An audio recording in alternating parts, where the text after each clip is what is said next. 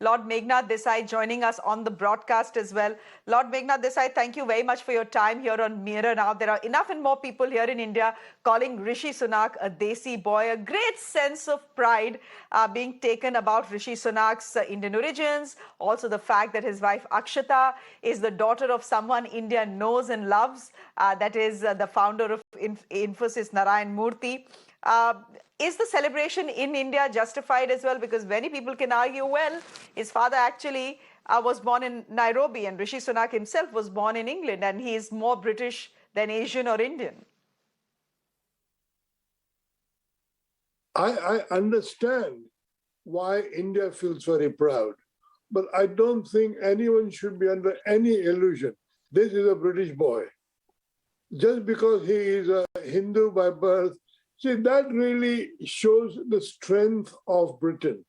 That a country which, when I arrived here 60 years ago, it was rather narrow, rather totally white, with very few black people in any position of authority.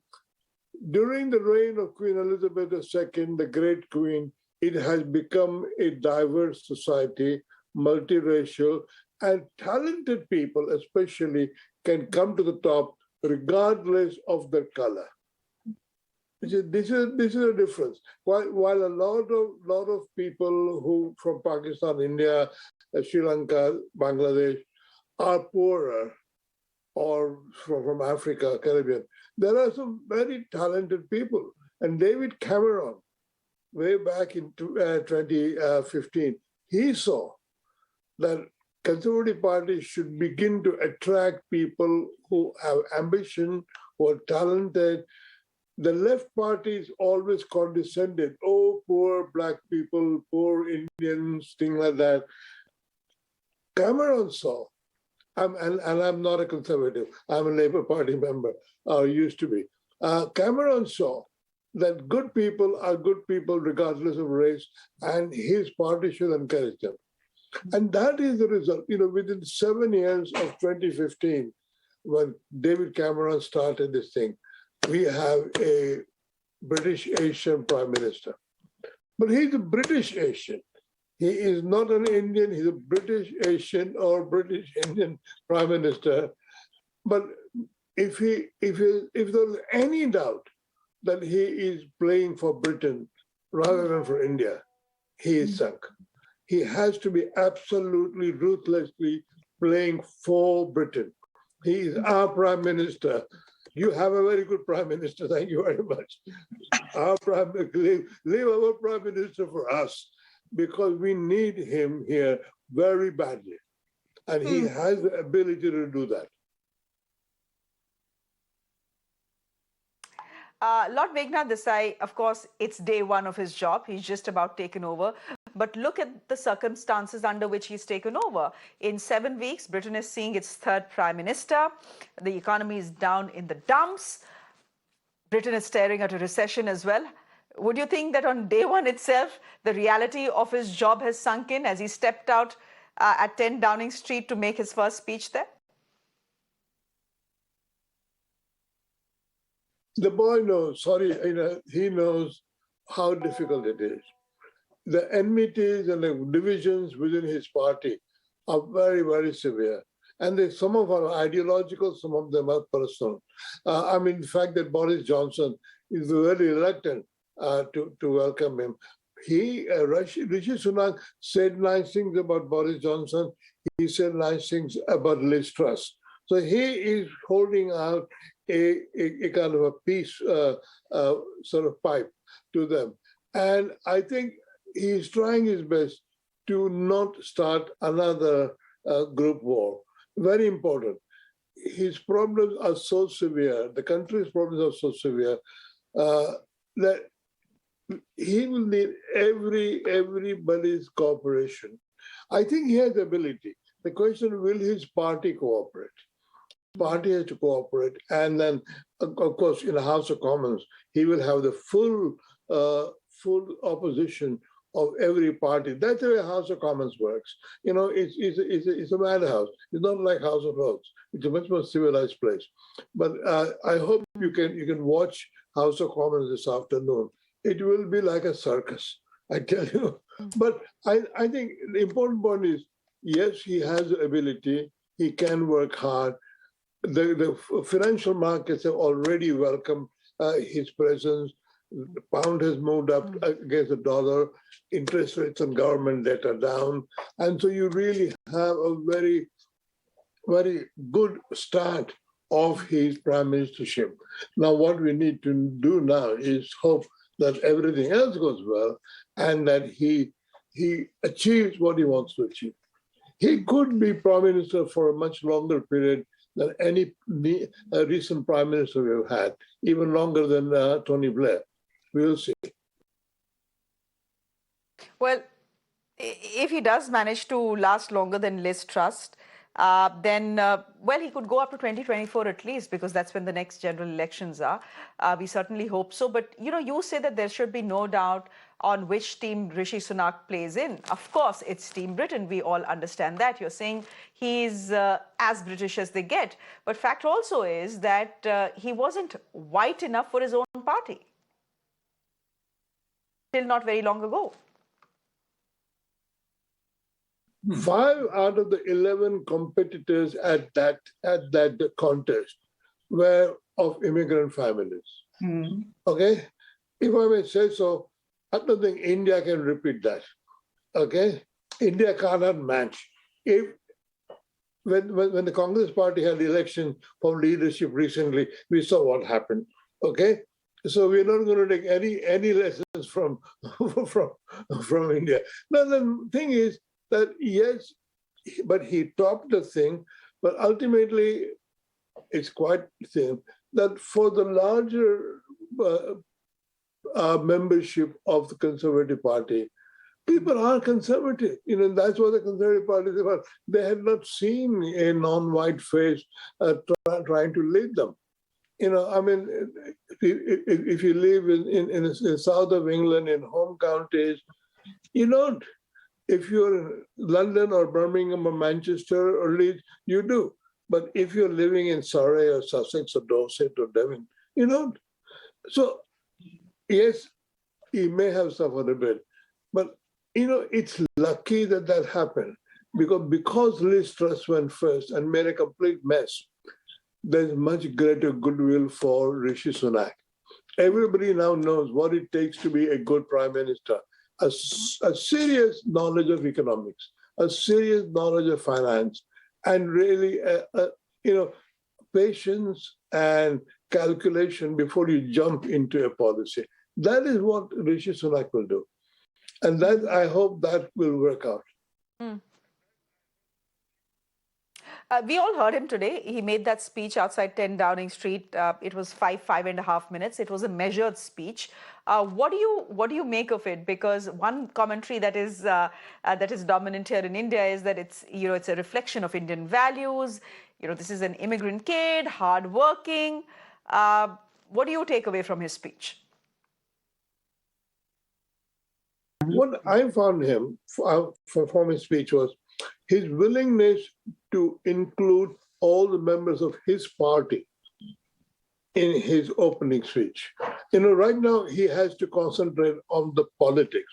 So he may be the greatest finance wizard, but he has to become a good politician.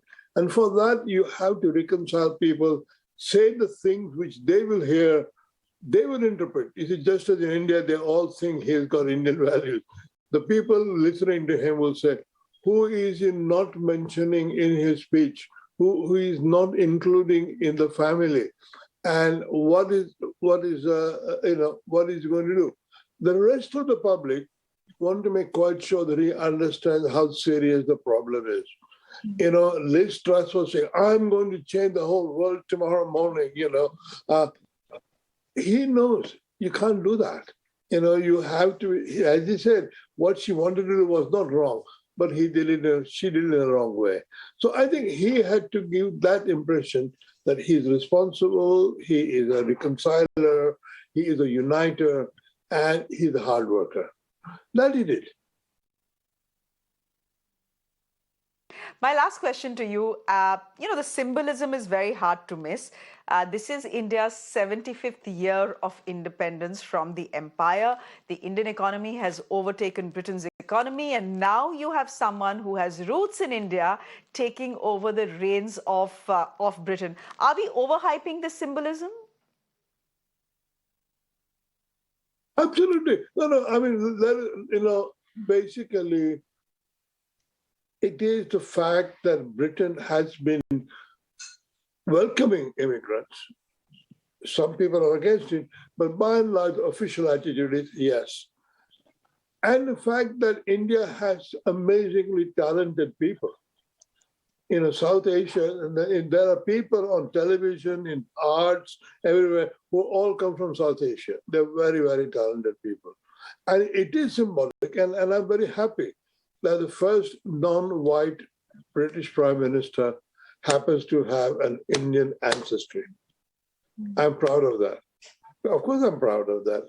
Because ultimately, I was born in India. He was born in Southampton. I was born in India, and I have done moderately well here. But I'm very pleased that he is the first British Asian Prime Minister, and on a Diwali day as well. So, some astrologer somewhere will claim that he predicted it. It's been a pretty good Diwali for all of us and Mr. Sunak, I guess. Thank you very much, Lord Meghnad Desai, for joining us here on Mirror Now. Thank you very much indeed. Let me quickly go across to our guest for a very quick chat. Dr. Yukteswar Kumar is the ex-Deputy Mayor of Bath. He's joining us on the broadcast. Pinak Chakravarti is an ex-Secretary of the MEA joining us. And Rubinder Sachdev is an economy and foreign policy expert joining us as well. Gentlemen, thank you for joining us on this very, very quick chat. I think I should start with Dr. Kumar. Dr. Kumar, I want to know how the Indian community is reacting to Mr. Rishi Sunak being elevated as Britain's Prime Minister. We've seen Indians, people of Indian origin in leadership positions in Britain, but this is taking it to dizzying heights. Of course, it is to a different level. But I must say that Indian diaspora, the Indian students, the Indian immigrants, and not only Indian, let us not try to pigeonhole communities from different backgrounds into different boxes. It is a celebration of merit. It is a celebration of hard work.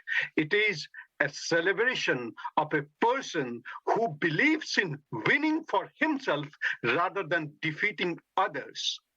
So, of course, all the immigrants are happy, but particularly happier are those who have roots in Asian and Indian heritage. So we are, of course, delighted. I was in his campaign team, and I am member to his at least 10 or 15 WhatsApp groups. I was with him in Bristol. Obviously, last month we lost. This month, on the day of Diwali, we won. That's why I said Diwali was celebrated in a much dazzling manner at Downing Street last night. Of course, he became Prime Minister today, but it was clear, yes. Hello. It was clear yesterday. Yes, I agree with you there. Yes, sir, I can hear you completely loud and clear. Pinak Ranjan Chakravarti, just come in here. As someone who's, observing things sitting here in India, of course, there's a lot of joy and pride. But as Lord Meghnad Desai said, we should be clear which team Rishi Sunak bats for. Yes, he looks like an Indian. He has brown skin, but he's as British as they come. I mean, after all, he was born there.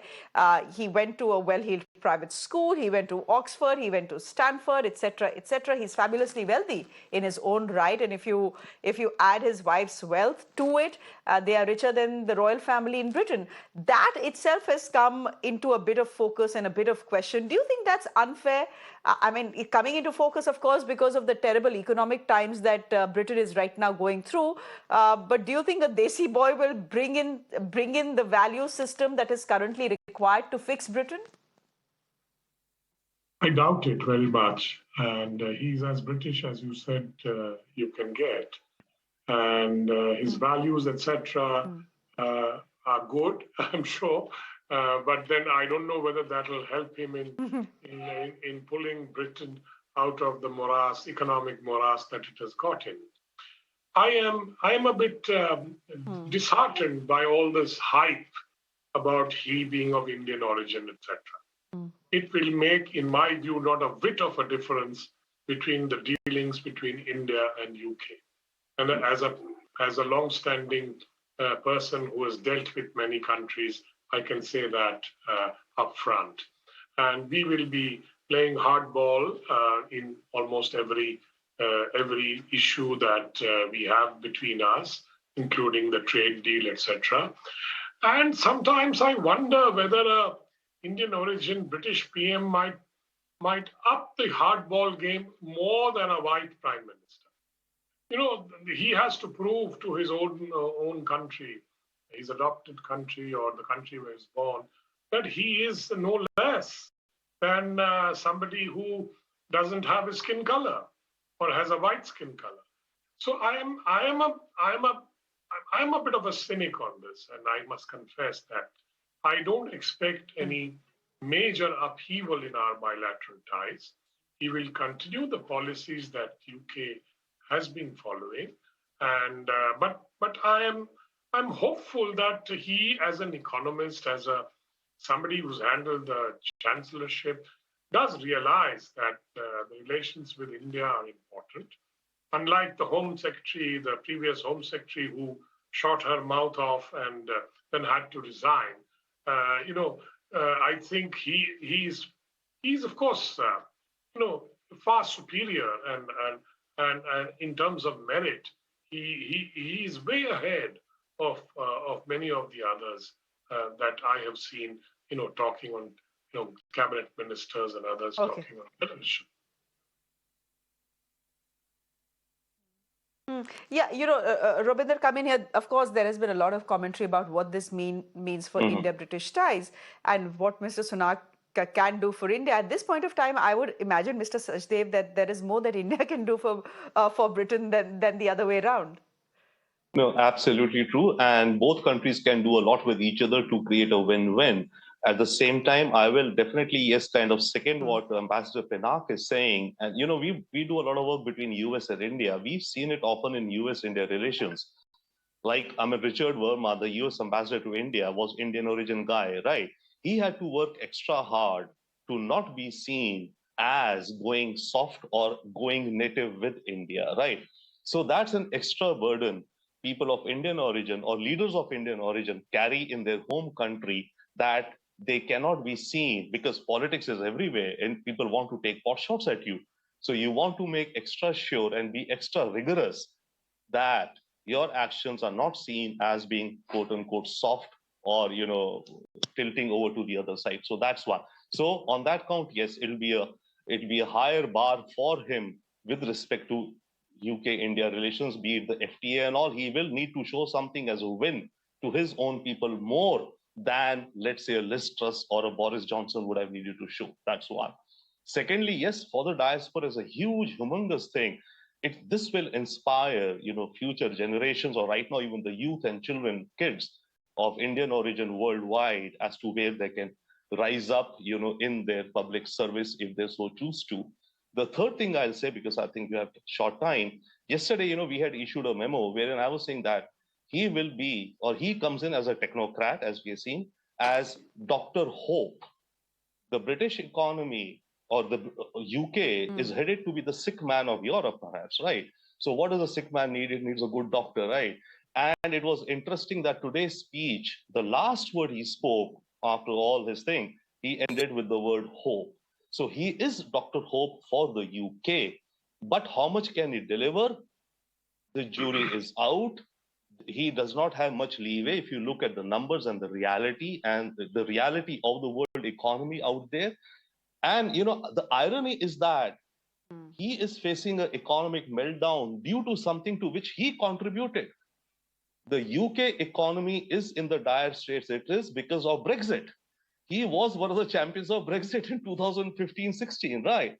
So, well, it comes a full circle. So he has to now sort it out. And this cannot be sorted out unless perhaps one of the tactical things he will need to do is to not renegotiate Brexit, but they will have to do something to link up the UK more with Europe.